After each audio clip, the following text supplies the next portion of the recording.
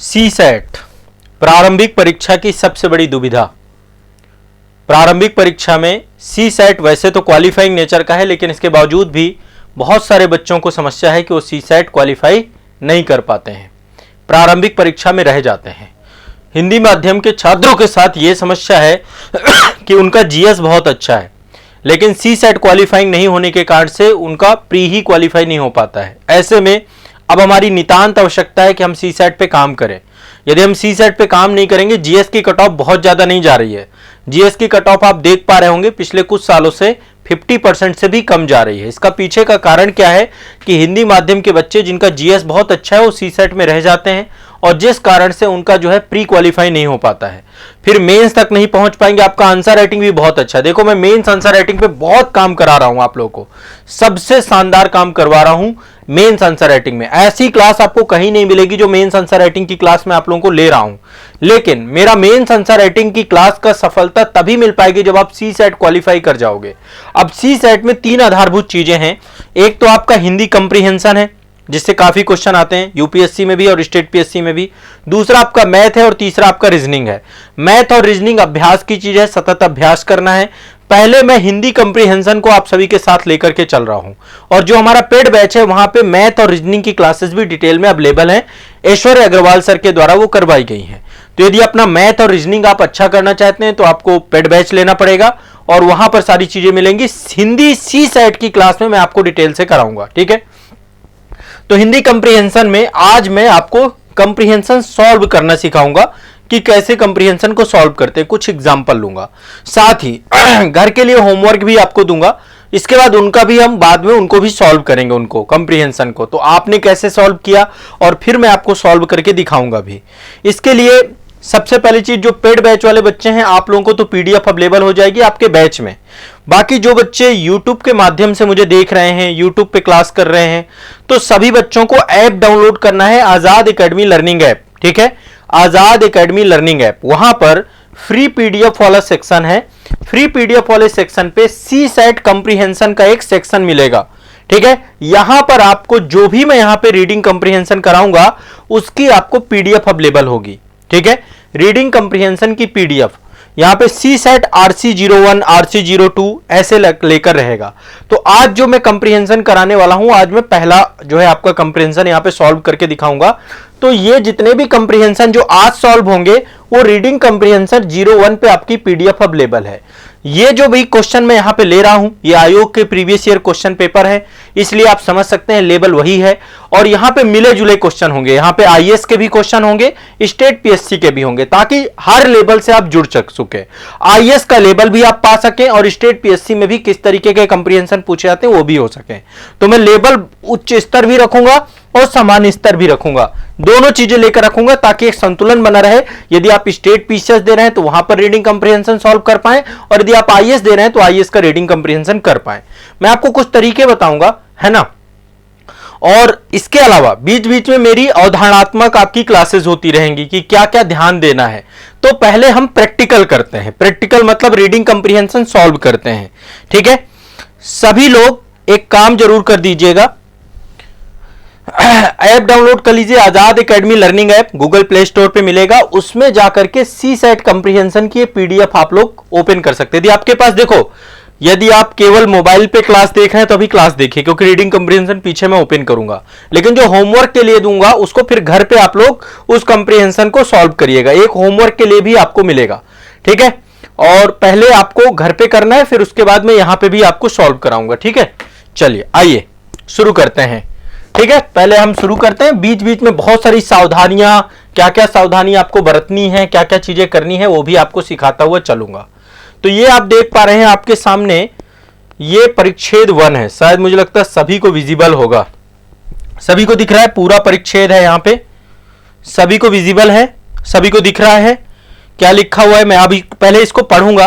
देखो पढ़ने में कई सारी चीजें मैं आपको बता चुका हूं पहले, कि सबसे पहले कोई भी परिच्छेद होता है, कोई भी कंप्रीहेंशन है, उसको आपको ध्यानपूर्वक पढ़ना है, फिर उसके मूल भावों को समझना है कि वो एग्जैक्टली कह क्या रहा है, बीच बीच में अंडरलाइन करते जाना है, हाईलाइट करते जाना है और जो भी आंसर आपका आएगा वो आप इसी अवतरण को ध्यान में रख करके आंसर को निकालेंगे। आप बाहर नहीं जाएंगे कि अवतरण के बाहर आपकी कोई अन्य जानकारी है उसके आधार पर उत्तर दें, नहीं, अवतरण के आधार पर ही उत्तर आपको देना है, ठीक है।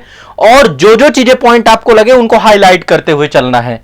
तो ये सारी सावधानियां मैं आपको यहां पे सिखाऊंगा। एग्जैक्ट मेरा उद्देश्य है कि आपको मैं बेसिक सिखा सकूं ताकि आपको बेनिफिट हो पाए, ठीक है।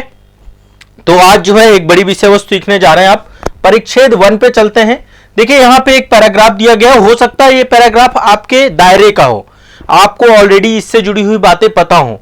तो ये जो पैराग्राफ है, ये पैराग्राफ आपका राजनीति से जुड़ा हुआ है, ठीक है। पहली बात तो ये बता दूं, तो ओवरऑल पॉलिटी से आप, पॉलिटी को लेकर के आप इतने सक्रिय रहते हैं, पॉलिटिक्स को लेकर सक्रिय रहते हैं, तो निश्चित तौर पे आपको आनंद आएगा पैराग्राफ पढ़ने में और आप आसानी से ज्यादा इससे जुड़ पाएंगे। चलिए एक बार पढ़ते हैं। लिखा हुआ है यहाँ पे, इन्वर्टेड का डबल इन्वर्टेड कामा में है, जूते गांठने जैसा साधारण काम के लिए हम सोचते हैं कि कोई विशेष प्रशिक्षित व्यक्ति ही हमारे इस काम को कर सकेगा, है ना। बहुत साधारण सी बात है। और देखो रीडिंग कॉम्प्रिहेंशन में अभी अभ्यास कर रहे हैं हम लोग, मेन है टाइमिंग, आपकी टाइमिंग कैसी है, रीडिंग स्किल कैसा है, उसके अकॉर्डिंग आप आंसर निकालते हैं, ज्यादा अच्छा होता है, ठीक है। तो यहां पे जो हमारा पूरा का पूरा उद्देश्य यही है कि आपकी टाइमिंग वगैरह सारी चीजों पे मैं काम करूं, है ना। वो चीजें भी बताऊं, लेकिन वो धीरे धीरे सीखोगे। पहले तो अभी हम बेसिक से स्टार्ट कर रहे हैं।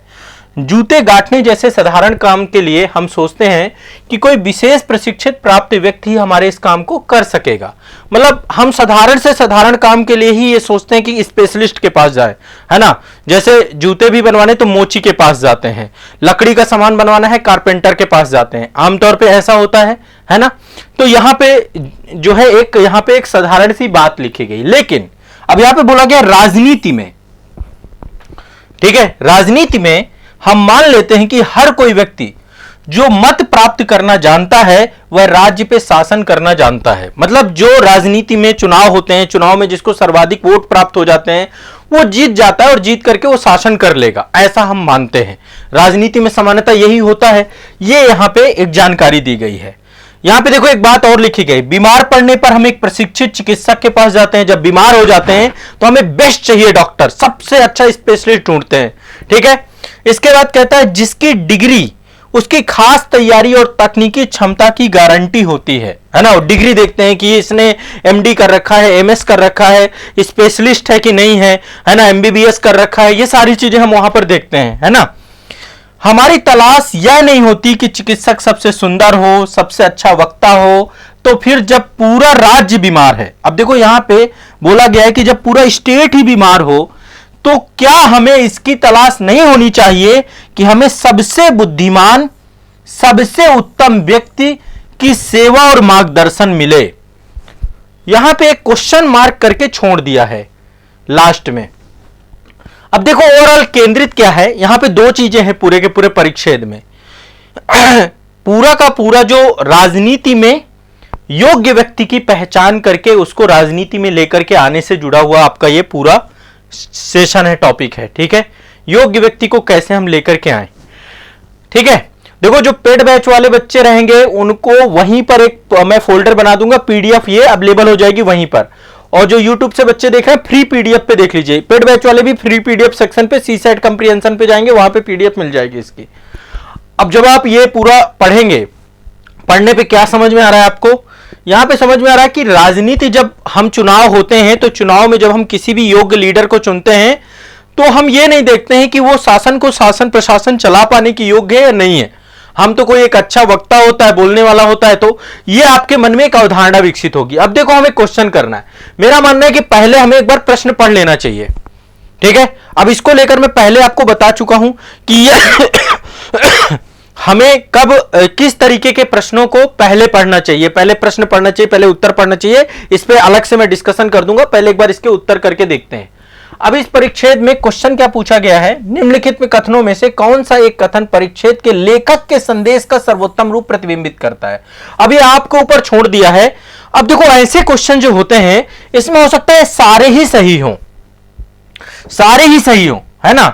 आप देखोगे कुछ आपको गलत भी लगेंगे कि अब ये आपके ऊपर है कि आप इससे क्या संदेश निकालते हैं। अब इसमें सबसे नियरेस्ट चुनना है कि सबसे नियरेस्ट क्या है। मुझे जो यहां पे कीवर्ड लगा है, एक कीवर्ड तो यहां पे लगा है तलाश, तलाश नहीं होनी चाहिए। तलाश, ये कह रहा है, एक विकल्प की बात कर रहा है कि हमें क्या करना है, एक वैकल्पिक व्यवस्था डेवलप करना है, एक विकल्प, ये विकल्प अल्टरनेटिव्स की बात कर रहा है। यानी कि हमें एक ऐसे व्यक्ति की तलाश होनी चाहिए जो, मतलब एक ऐसा सिस्टम की तलाश होनी चाहिए जो योग्य प्रशासकों को, योग्य राजनीतिज्ञों को चुनने की प्रावधान कर सके। अकॉर्डिंग टू मुझे इस तरीके का लग रहा है। अब इसके बाद इसके हम आंसर देखते हैं। कह रहा लेखक क्या कहना चाहता है ऊपर में। कह रहा हम मान लेते कि गणतंत्र में कोई भी राजनीतिज्ञ देश का शासन चलाने की योग्य है। ये तो नहीं कह रहा, ये तो नहीं कह रहा, इसके लिए सारे उसमें बात की गई, ये बात नहीं है। दूसरा कह रहा है राजनीतिज्ञों को प्रशासन में प्रशिक्षित लोगों में से चुना जाना चाहिए। यह भी देखो स्पष्ट संदेश नहीं है, कहीं पर यह बात नहीं है कि प्रशिक्षित लोगों को ही चुना जाना चाहिए, यह भी कोई स्पष्ट नहीं है। तीसरा कह रहा है हमें कोई ऐसी पद्धति सोच निकालने की जरूरत है जिसमें सार्वजनिक पद से अयोग्यता को दूर रखा जा सके। आप ये देखिए यहां पे क्या है, हम एक ऐसी पद्धति सोच निकालने की, तलाशने की, वहां पे एक शब्द है तलाशना। अब देखो इसी कारण से ये जो आपके क्वेश्चंस है ना, ये कठिन हो जाते हैं। आपको कैसे सोचना है, तलाशने की आवश्यकता है, सोच निकालने की जरूरत है कि सार्वजनिक पद पर यानी राजनीति पर अयोग्यता को दूर रखा जा सके। सी ऑप्शन काफी नजदीक है। तीसरा, चूंकि मतदाता अपने प्रशासकों को चुनते हैं, राज्य का प्रशासन करने में राजनीतिज्ञों की योग्यता का प्रश्न नहीं उठाया जा सकता। यह तो बोल ही नहीं रहा है, ना ये बोल रहा है ना पहला बोल रहा है। बी और सी काफी नियरेस्ट हैं, जिनमें से जो मैंने आपको बताया कि जो लास्ट वाली लाइन है, लास्ट लाइन, क्या हमें इसकी तलाश नहीं होनी चाहिए कि हमें सबसे बुद्धिमान, सबसे उत्तम व्यक्ति, सेवा और मार्गदर्शन मिले। इसका मतलब क्या है, हमें कोई ऐसी पद्धति सोच निकालने की जरूरत है जिसमें सार्वजनिक पद की अयोग्यता को दूर रखा जा सके। इसका आंसर सी सही होगा। समझ में आ रहा है सभी को? यह क्वेश्चन अपने आप में इतना आसान नहीं है। यह क्वेश्चन आपकी अब समझ को डेवलप करता है कि आपका रीडिंग लेवल क्या है, आप कैसे चीजों को समझते हैं और कैसे चीजों को आप आंसर आइडेंटिफाई करते हैं। ठीक है, अब देखो ये तो पहला आपने रीडिंग कंप्रिहेंशन किया। अब देखो आमतौर पे यूपीएससी का ये क्वेश्चन था, 2022 में पूछा गया था। ये 2022 का यूपीएससी का क्वेश्चन है। 2022 में सीसेट का लेवल बहुत शानदार था। ठीक है, अब ये क्वेश्चन आप देखोगे तो अपने आप में बहुत ही अच्छा क्वेश्चन के कैटेगरी पे मैं मानता हूं, और ऐसे क्वेश्चन गलत होने की संभावना ज्यादा होती है। पूरे एक कंप्रीहेंशन का एक ही क्वेश्चन पूछा गया है। अब अगला चलते हैं दूसरा परिच्छेद पे। ठीक है, ये आपका जो जुड़ा हुआ है, आप देख पा रहे हैं क्या? पूरे छोटा हो जाएगा, चलो इसको थोड़ा बड़ा ही करके रखते हैं, फिर इसको मैं स्क्रॉल कर लूंगा। ठीक है, दूसरा ये आपका जुड़ा हुआ है अर्थव्यवस्था से, गरीबी से जुड़ा हुआ है। गरीबी अर्थव्यवस्था का एक टॉपिक है, आपका इकोनॉमी का है। ठीक है, मैंने अलग अलग लिए हैं ताकि थोड़ा सा डाइवर्सिफाइड हो जाए। इसके बाद मैंने एक पर्यावरण का ले रखा है, ये आपका जो है गरीबी से जुड़ा हुआ है। दिख रहा है सभी को? कुछ को अभी समझ में नहीं आएगा, देखो धीरे धीरे समझ में आएगा। आप धीरे धीरे जब मेरे साथ कर लोगे तो मैं आपको सिखा दूंगा, टेंशन ना लो। ठीक है, धीरे धीरे सीखते जाओगे। यदि आप फर्स्ट टाइम कर रहे हैं, अभी इससे पहले सी सेट की क्लासेस हुई थी, यदि वो क्लासेस नहीं की हैं तो हो सकता है कि अभी आपको जल्दी समझ में ना आए। फिर धीरे धीरे आप अभ्यास करोगे, चीजें क्लियर होंगी। आराम से आप देखो। ठीक है, सेशन को दोबारा सुनो। अब यहां पे एक बार फिर से इसको पढ़ते हैं। ये कह रहा है गरीबी रेखा नितांत असंतोषजनक हो जाती है जब यह समझने की बात आती है कि भारत में गरीबी का प्रसार कहां तक है। यानी कि जो हमारे देश में गरीबी रेखा का निर्धारण किया जाता है कि इतने से नीचे वाले व्यक्ति जो है ज्यादा गरीब हैं और इतने से ऊपर वाले कम गरीब हैं, गरीबी रेखा तय की जाती है ना। ज्यादातर हमारे देश में जो अभी गरीबी रेखा तय की जाती है आय से, जो हमारी प्रति व्यक्ति आय है उसको लेकर के, और जो हमारी क्रय शक्ति है कि हमारी परचेजिंग पावर कैसी है और क्रय शक्ति कैसी, इसी के आधार पे हमारे यहाँ पे गरीबी रेखा का निर्धारण होता है। तो कह रहा है कि ये काफी असंतोषजनक है गरीबी रेखा का मुद्दा, और ये समय समय पर उत्तरार्ध से, जब तेंदुलकर कमेटी बनी थी तब यह मुद्दा काफी उठा था, तो उसी से जुड़ा हुआ एक आर्टिकल है। तो गरीबी रेखा नितांत असंतोषजनक हो जाती है जब यह समझने की बात आती है कि भारत में गरीबी का प्रसार कहां तक है। यह केवल इसलिए नहीं कि इसकी परिभाषा बहुत ही संकीर्ण है कि गरीब कौन है और गरीब की गणना करने की क्रिया पद्धति विवादास्पद है, बल्कि इसके अंदर निहित है कि अपेक्षाकृत अधिक मूलभूत धारणा के कारण है। मतलब कि कहने का तात्पर्य यह है कि जो इसको नापने का तरीका है वो तो है ही है इसका कारण विवाद होने का, साथ ही साथ जो इसकी गरीबी की मूलभूत धारणा है वो भी इसके विवाद का कारण है। अब देखो यहां पे स्पष्ट किया गया है कि यहां पे पॉइंट दिया गया है, यह गरीबी को अपर्याप्त आय तथा अपर्याप्त क्रय शक्ति के रूप में समझने में अनन्य रूप से निर्भर है। इसका मतलब क्या है, हमारे यहां पे जो भी गरीबी का नापन किया जाता है वो प्रति व्यक्ति आय, अपर्याप्त आय, अपर्याप्त क्रय शक्ति, यानी कि आपकी प्रति व्यक्ति आय कितनी है ना, और आपकी अपर्याप्त परचेजिंग पावर कितनी, उसके आधार पर ही हम गरीबी को ज्यादा समझते हैं। ठीक है, इससे बेहतर रूप आय निर्धनता कहकर वर्गीकृत किया जा सकता है। यदि गरीबी अंततोगत्वा उन चीजों से वंचित होना है जो मनुष्य के सुख स्वास्थ्य को प्रभावित करती है, तो आय निर्धनता इसका केवल एक पहलू है। जीवन निर्धनता हमारे विचार में सिर्फ वह कंगाली की दशा में नहीं है जिसमें व्यक्ति वास्तव में रहता है, किंतु दूसरी तरह के जीवन के विकल्प चुनने के लिए वास्तविक अवसर के अभाव में सामाजिक बाधाओं के साथ ही वैयक्तिक परिस्थितियों द्वारा प्रदत्त है। तो यहां पे देखो, पहले तो बताया कि हमारे यहां पे गरीबी का नापन कैसे होता है, अपर्याप्त आय और अपर्याप्त क्रय शक्ति के रूप में देखा जाता है, बल्कि वास्तव में देखा जाए तो जो निर्धनता है, निर्धनता के पीछे का रीजन यहां पे दिया गया है कि निर्धनता के कई कारक हो सकते हैं। जैसे कि मैं यहां पे बता रहा हूं आपको कि यहां पे बोल रहा है गरीबी अंतर्गत तो उन चीजों से वंचित होना है जो सुख स्वास्थ्य, यहां पे कुछ पॉइंट देना है, ठीक है, इनको अंडरलाइन करेंगे, सुख स्वास्थ्य को प्रभावित करती है। आय निर्धनता इसका केवल एक पहलू है। ठीक है, जो ऊपर जिस कारण से हम नाप रहे हैं वो केवल इसका एक पहलू है। जीवन निर्धनता हमारे जीवन में सिर्फ इस कंगाली के दशा में नहीं जिसमें व्यक्ति वास्तव में रहता है, किंतु दूसरी तरह के जीवन के विकल्प चुनने के लिए वास्तविक अवसर के अभाव में भी है, जो सामाजिक बाधाओं और साथ ही वैयक्तिक परिस्थितियों द्वारा प्रदत्त है। निम्न आय की प्रासंगिकता अपने पास कम चीजों का होना, ठीक है, कम चीजों का होना, अन्य पहलू जिन्हें हम मानक के रूप में आर्थिक निर्धनता के रूप में देखा जाता है, अंतर्गतवा सामर्थ्य को कम करने अर्थात जिन चीजों के विकल्प में चुनने की विविधता और मूल्यवान जीवन जीते हैं अत्यधिक सीमित कर देते हैं, उसकी भूमिका से संबंधित है। तो दरअसल ये पूरा का पूरा आर्टिकल है आपका जो कि जुड़ा हुआ है गरीबी रेखा को लेकर के। ठीक है, ठीक है, अब ये अपने आप में ये आर्टिकल जब आप पढ़ेंगे तो इसमें कई सारे पहलू समावेशित हैं। पहले तो बताया गया है कि भैया केवल और केवल हमारे यहाँ पे जो गरीबी रेखा को नापते हैं उसमें हम पर कैपिटा इनकम और जो हमारी परचेजिंग पावर है उसी को आधार बना के नापते हैं। ये ही विवादास्पद इसको बना देती है। ठीक है, और बाद में इसको बताया कि क्या क्या और पहलू इसके साथ जुड़ सकते हैं, कई सारे पहलू और इसमें जुड़ने की बात की गई है। ठीक है, तो इसको एक बार इसके क्वेश्चन देखते हैं।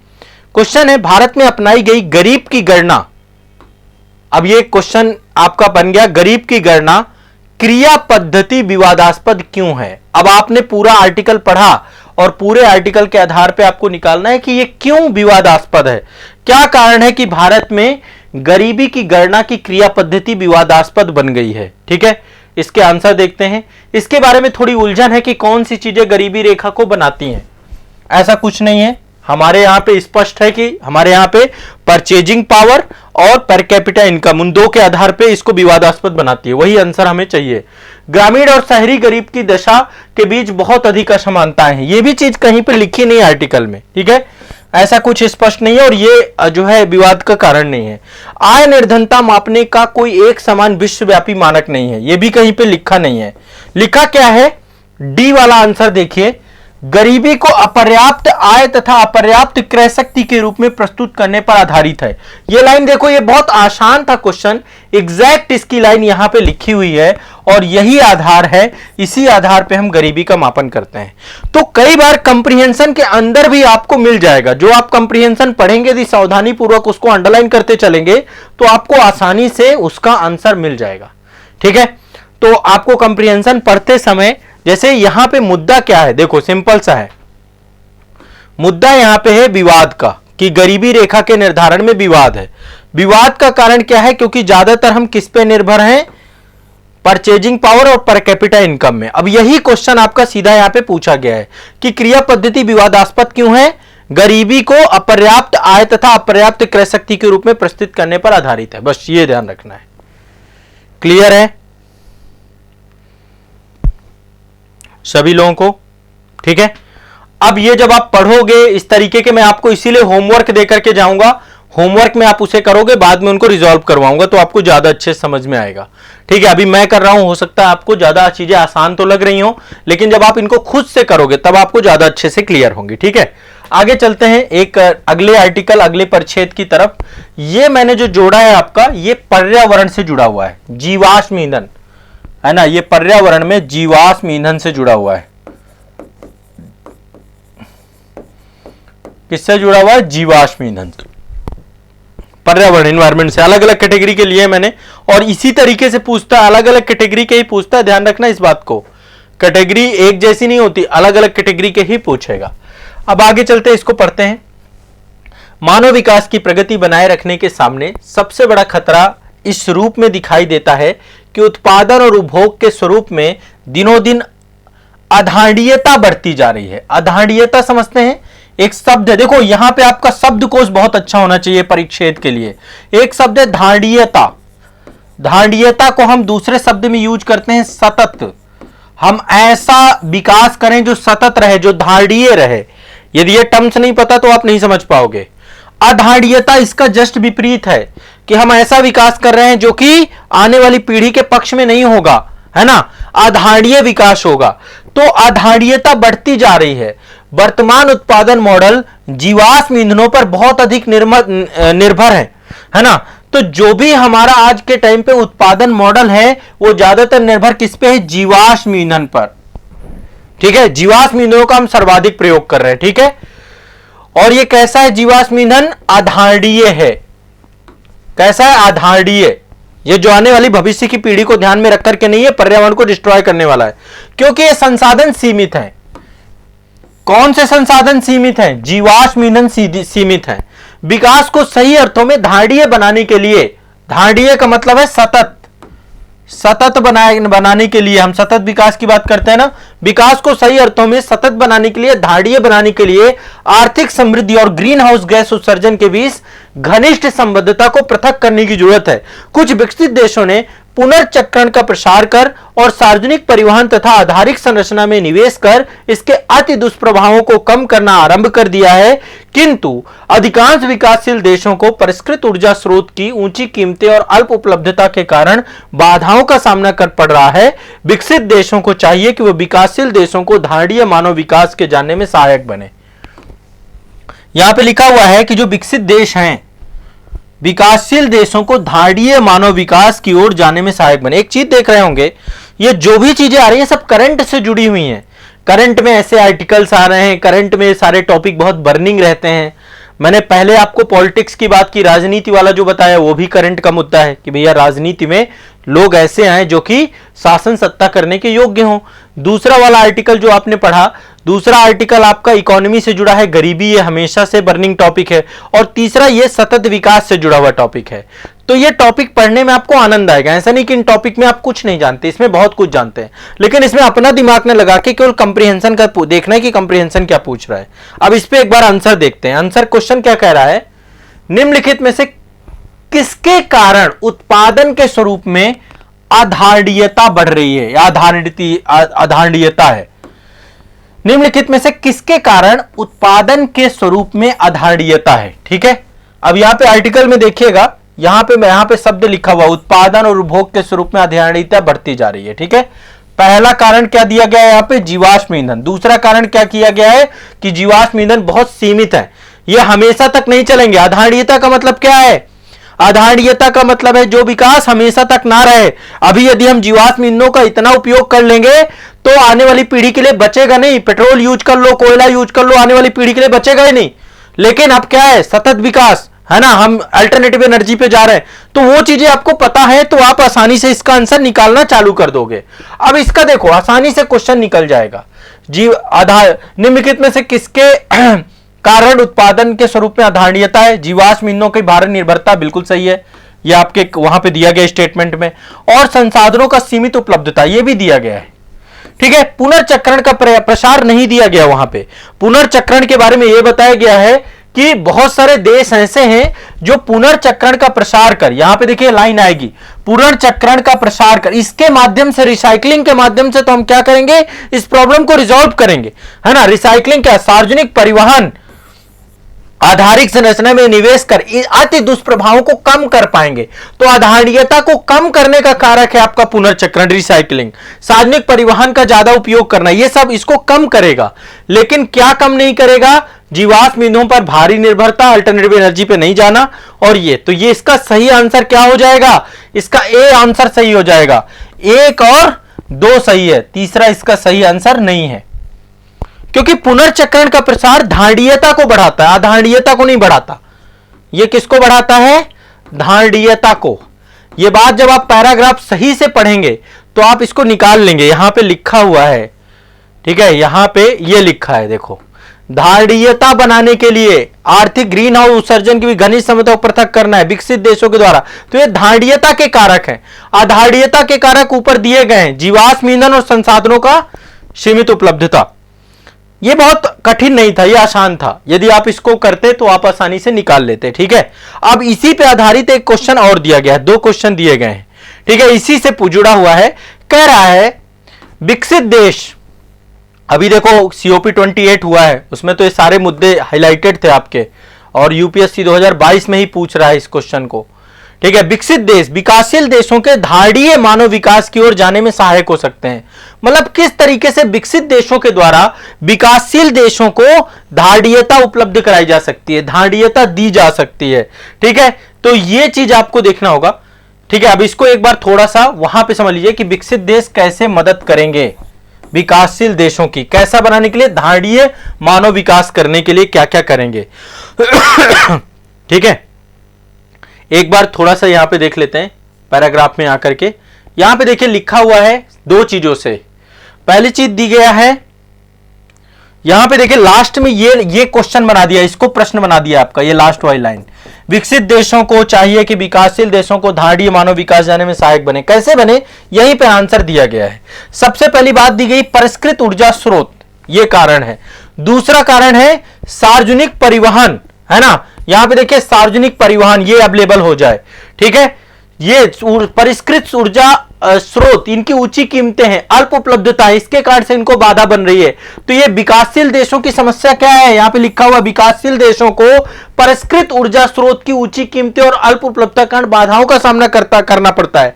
तो विकासशील देश यदि ये अवेलेबल करा दे तो क्या हो जाएगा, धारणीय विकास उन्हें प्राप्त हो जाएगा। अब यहां पे आंसर पे चलते हैं, देखिए आंसर पे लिखा है, वहां पे चूंकि ऊंची लागत है ना, तो विकसित देश क्या कर सकते हैं, कम लागत पर परिष्कृत ऊर्जा स्रोत उपलब्ध करा दें, तो ये आपका सही हो जाएगा, ठीक है। दूसरा पॉइंट कह रहा है सार्वजनिक परिवहन में सुधार करने के लिए नाममात्र ब्याज दरों पर ऋण उपलब्ध करा दें, है ना, उनको क्या करें, जो डेवलप्ड कंट्रीज हैं, डेवलपिंग कंट्री के द्वारा उनको क्या कर देना चाहिए, कम जो है ब्याज दर पर ऋण उपलब्ध करा देना चाहिए, तो ये भी सही हो जाएगा, ठीक है। अब तीसरा विकल्प भी देख लेते हैं। तीसरा विकल्प कह रहा है उन्हें उत्पादन और उपभोग के स्वरूप को बदलने के लिए प्रोत्साहित करना।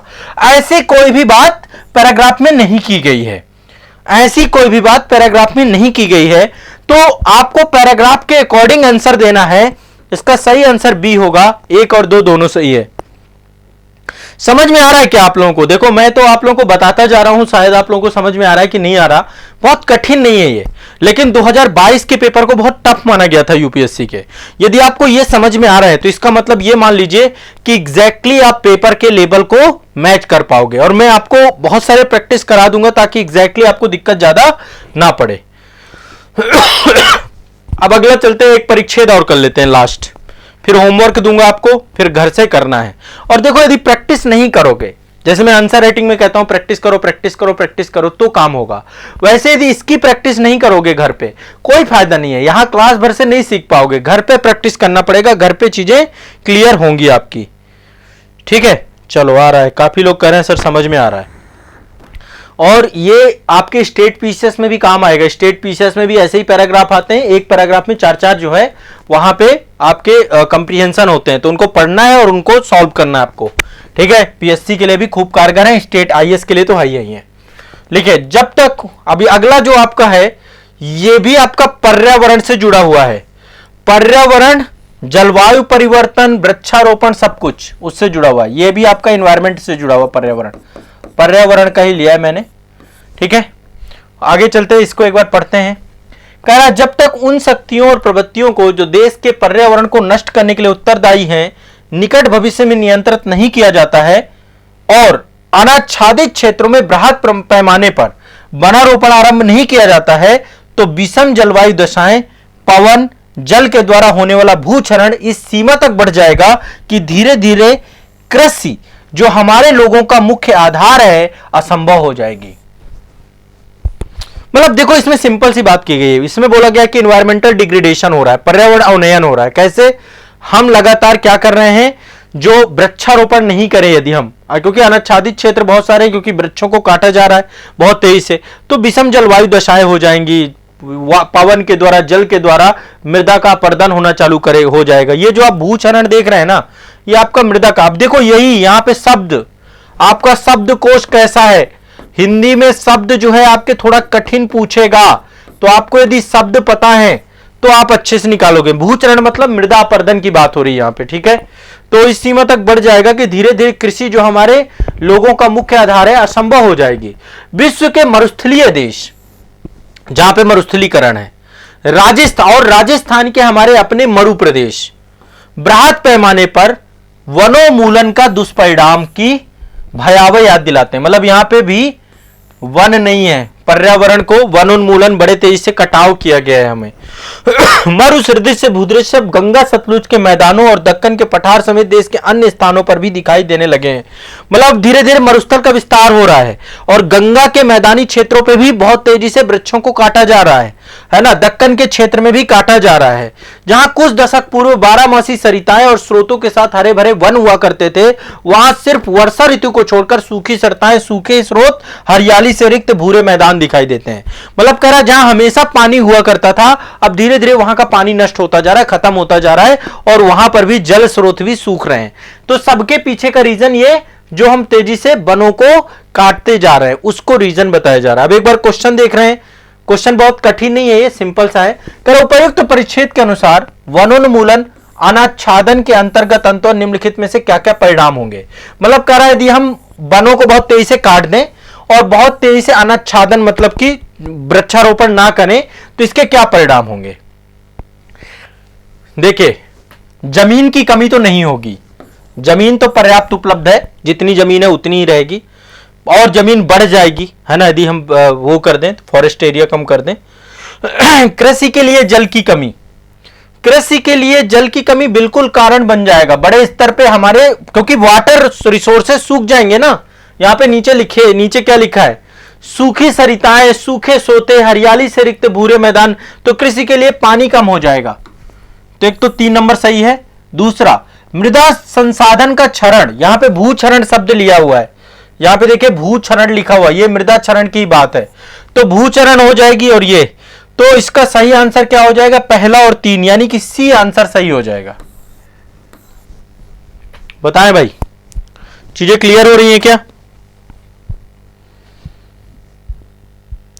देखो, सी सेट में यदि आप मैथ, रीजनिंग और ये सारी चीजें पूरा कंप्लीट पढ़ना चाहते हैं तो आपको बैच लेना पड़ेगा, ठीक है। सी सेट का बैच है, वहां पर आपको मैथ, रीजनिंग सब कुछ होगी। हिंदी कंप्रीहेंशन मैं आपको पढ़ा रहा हूं, बाकी आपको मैथ, रीजनिंग सर के द्वारा पढ़ाई जाएंगे, ऐश्वर्य अग्रवाल सर के द्वारा, ठीक है।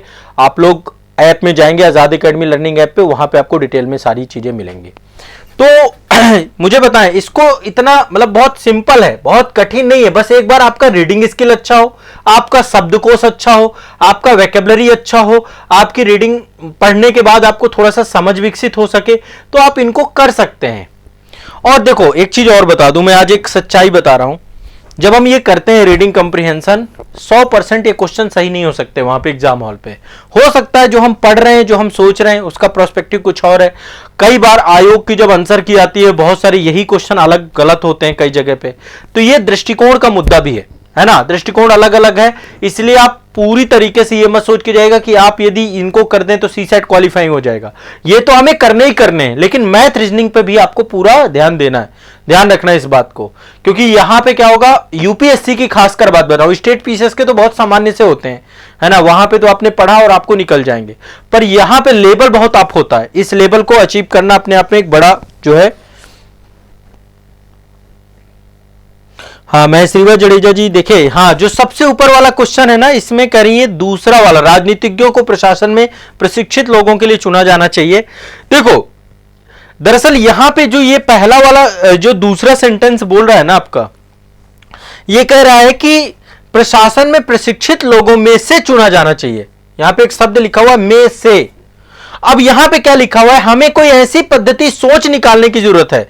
अब हम कंप्रीहेंशन पे जाएं। कंप्रीहेंशन में क्या लिखा हुआ है, इसकी तलाश नहीं होनी चाहिए कि हमें बुद्धिमान और सबसे उत्तम व्यक्ति सेवा और मार्गदर्शन में मिले। कहीं पर भी में से, प्रशिक्षित, ये शब्दों को आपको देखना है कि कंप्रीहेंशन के अकॉर्डिंग। देखो दूसरा सेंटेंस भी गलत नहीं है, दूसरे में भी प्रशिक्षित लोगों की बात हो रहा है, लेकिन कहीं पे कंप्रीहेंशन में इसका जिक्र नहीं है, कहीं पे जिक्र नहीं है। कंप्रीहेंशन में तो एक अल्टरनेटिव सिस्टम की बात की कि हमें एक ऐसी पद्धति चुननी चाहिए जिस पद्धति के माध्यम से हमें योग्य व्यक्ति मिल पाए प्रशासन के लिए। इसलिए यह आपको ध्यान देना भी जरूरी होगा कि एग्जैक्टली कंप्रीहेंशन क्या कह रहा है ना। सेंटेंस सही होने से क्या होता है, कंप्रीहेंशन जो कह रहा है उसको हमें ध्यान में रखना होगा। ठीक बा यही तो है, सबसे नियरेस्ट आंसर आपको ढूंढना है, तो मेरे अकॉर्डिंग यही है।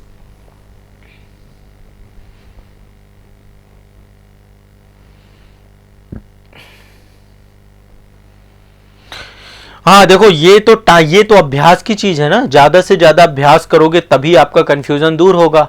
इसीलिए आप अभ्यास करो, प्रैक्टिस करो, कंप्रीहेंशन लगाओ। अब देखो मैं आपको एक कंप्रीहेंशन देके जा रहा हूं और उसको नेक्स्ट सेशन पे मैं आपको क्या करूंगा, डिस्कस करूंगा। ठीक है, सी सेट कंप्रीहेंशन दूसरा जो यहां पे दिया गया है, ये वाला कंप्रीहेंशन ले करके इसको सॉल्व करिएगा। ठीक है, इसको सॉल्व करिएगा। एक कंप्रीहेंशन इसमें से मैंने अभी सॉल्व कराया, आपको बताया है, लेकिन उसके कुछ क्वेश्चंस नहीं करवाए हैं, तो उसको भी देख लीजिएगा। इसमें 1 2 3 4 4 हैं परीक्षे। ठीक है, बाकी सेशन कैसा लगा आप लोगों को एक बार मुझे जरूर बताइएगा। चीजें समझ में आ रही है ना? धीरे धीरे मैं आपको आसान बना दूंगा। देखो एक दिन में नहीं पॉसिबल है कि आपको एक दिन में पूरी समझ विकसित हो जाएगी। धीरे धीरे जब मल्टीपल अभ्यास करेंगे तो आपको एक बारीक जो अंतर है ना आंसर में, वो चीजें आप सीखते चले जाओगे। ठीक है, मेरे ऊपर छोड़ दो, मैं आपको कंप्रीहेंशन में मजबूत बना दूंगा। ठीक है, चलिए।